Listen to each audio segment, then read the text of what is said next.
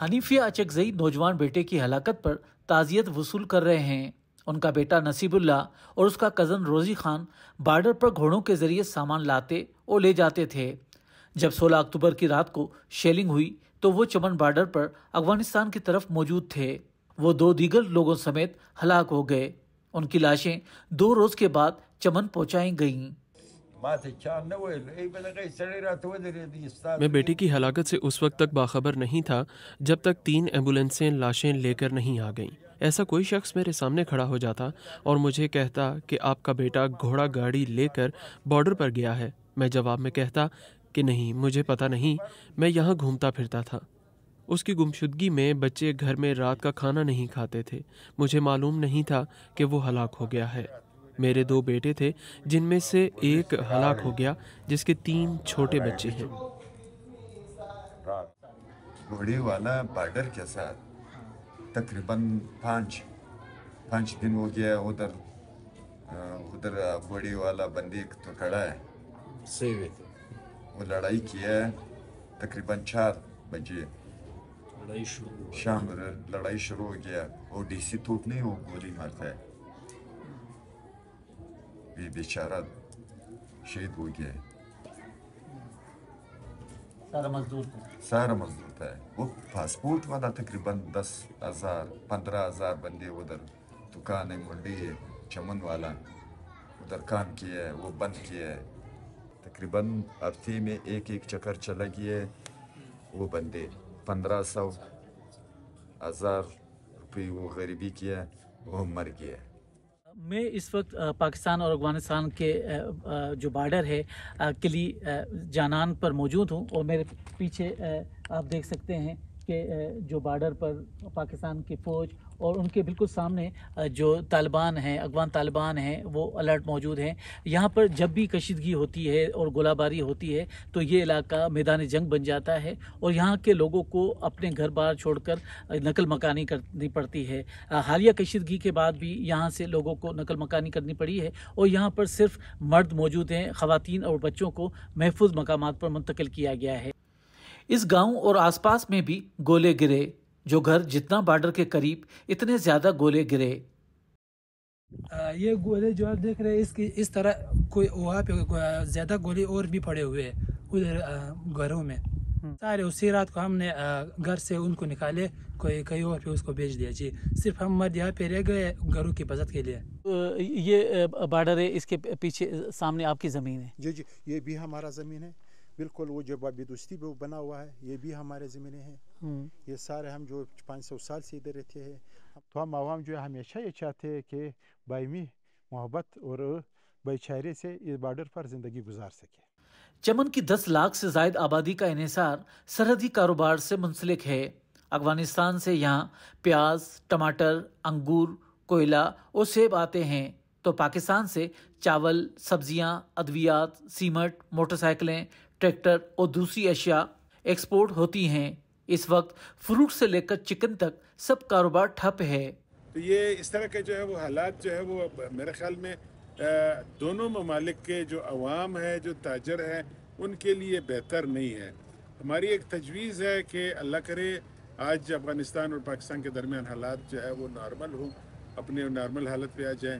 اور دوسری بات یہ کہ جس طرح سے ہم نے اپنا ایگریمنٹ کیا ہے، ہم ایک ایگریمنٹ کریں کہ ہم ایک دوسرے کا جو ہے وہ تجارتی طور پہ احترام کریں، کیونکہ ہم نے ایگریمنٹ کیے ہوئے ہیں سینٹرل ایشیا کے ساتھ جو افغانستان کے راستے جائے گا، تو افغانستان ہمارے ان ایگریمنٹس کو آنر کرے۔ جو ہم یہاں سے مال بھیجیں گے اس کو جو ہے وہ بالکل محفوظ راستہ دے کے ہمیں ادھر پہنچانے دے۔ اور اسی طرح جو ہے وہ ان کے اپنے مال جو ہے وہ یہ اگر کراچی کے راستے بھیجنا چاہتے ہیں، کراچی کے راستے ان کے مال آتے ہیں، تو ہم ان کو اسی طرح سے محفوظ راستہ دیں، تاکہ یہ ایک دوسرے کا جو ہے وہ انٹرنیشنلی جو وقار ہے وہ اپنی جگہ پہ قائم رہے اور تجارت کو جو ہے وہ نقصان نہ ہو۔ افغانستان اور پاکستان میں امپورٹ ایکسپورٹ کے علاوہ افغان ٹرانزٹ ٹریڈ کا کاروبار بھی اسی راستے سے ہوتا ہے۔ کسٹمز نے کراچی سے لے کر چمن تک اس کاروبار کو بھی معطل کر دیا ہے۔ ان میں سے کئی ٹرک تو لڑائی کی زد میں بھی آ گئے۔ میں گاڑی میں سویا پڑا تھا، فائر آ گیا، شیشہ میشہ سب ٹوٹ گیا، اللہ نے مجھے بچایا، بس یہ اللہ کا شکر ہے۔ پہلے ہم گیٹ پہ کھڑے تھے، گیٹ سے ابھی ادھر لایا، ابھی ادھر تنگ کر رہا ہے، کسٹم والی بھی آ رہا ہے، لیویز والی بھی آ رہا ہے کہ ابھی اس سے شفٹ کرو، پیچھے جاؤ، تو ہمیں سمجھ نہیں آ رہا ہے کہ ہم کدھر جائیں۔ یا تو ہمارا کنٹینر اتارو کہیں تاکہ ہم گاڑی آگے کوئٹہ پہ لے جائے اور ہمارا بھی کام چلے، اور آپ لوگ جب تسلی ہو جائے پھر ہم آئیں گے، اپنا کنٹینر اٹھائیں گے۔ ہماری گاڑیوں کا بھی نقصان ہے، ٹائروں کا، کشتوں کا، ڈرائیور کیلنڈر کا، ہر چیز کا مشکلات ہے۔ مشکلات کی وجہ سے ہم لوگ بہت زیادہ پریشان ہیں۔ اللہ کرے کہ حکومت معاملات بھی صحیح طریقے سے حل ہو جائے۔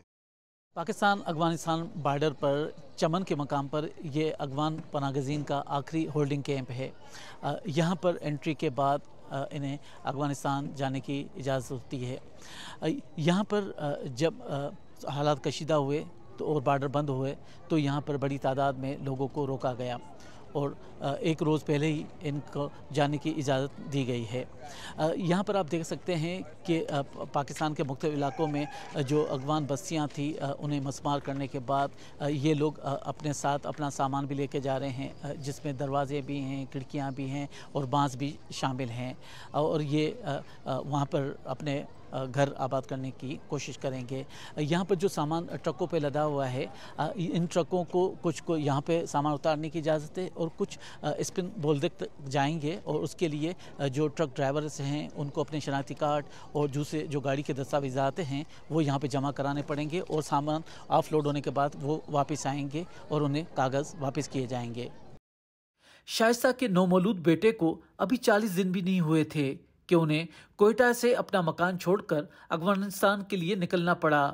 اس وقت وہ چمن میں پاکستان افغان سرحد کے ہولڈنگ کیمپ میں موجود ہیں، لیکن بارڈر بند ہونے کی وجہ سے آگے نہیں جا سکتے۔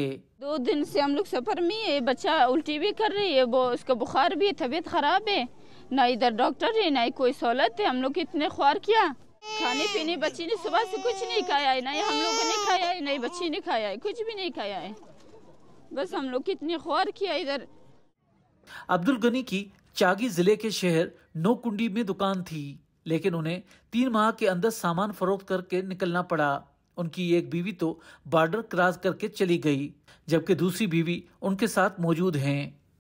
تقریباً 1 ماہ ٹائم دیا تھا، ہاں نا، 1 ماہ تو مشکل کی خالی نہیں ہو گیا، آگے خالی ہو گیا تو صحیح ہے، آگے خالی نہیں ہو گیا تو مجبور ہوں یا لیلام کرتا ہے تو یا پتہ نہیں کہ کیا کرے۔ جہاں پہ تقریباً 30 آدمی بارڈر ہو گیا، تقریباً ادھر 19 بچہ ہے، 19 بچے ہیں۔ ہاں، کتنا دن ہو گیا یہاں پہ؟ ادھر تقریباً صبح آ گئی ہے، صبح ہے یہاں، ہاں، تقریباً 3 یا 4 دن کچھ لاغ میں کھڑا ہوتا گاڑی۔ ہاں، پاکستان کے کئی علاقوں سے افغان پناہ گزین اس کیمپ میں آ رہے ہیں، لیکن پینے کے پانی سے لے کر صحت اور خوراک کا کوئی بندوبست نہیں۔ عارضی طور پر یہ بارڈر کھولا گیا تھا، لیکن پاکستان کی طرف سے دوبارہ بند کر دیا گیا۔ اس کی وجہ سسٹم کا ڈاؤن ہونا بتایا گیا۔ قطر کی میزبانی میں پاکستان اور افغانستان نے مذاکرات میں سیز فائر جاری رکھنے پر اتفاق کیا ہے۔ قطری وزارت خارجہ کے بیان کے مطابق فریقین نے اتفاق کیا ہے کہ دیرپا امن اور استحکام کے لیے فریقین ایک لائحہ عمل بنائیں گے۔ دونوں ملکوں میں مزید مذاکرات 25 اکتوبر کو استنبول میں ہوں گے۔ ان کوششوں کو خوش آئند تو سمجھا جا رہا ہے، لیکن بارڈر کے آر پار زندگیاں ابھی بھی غیر یقینی کا شکار ہیں۔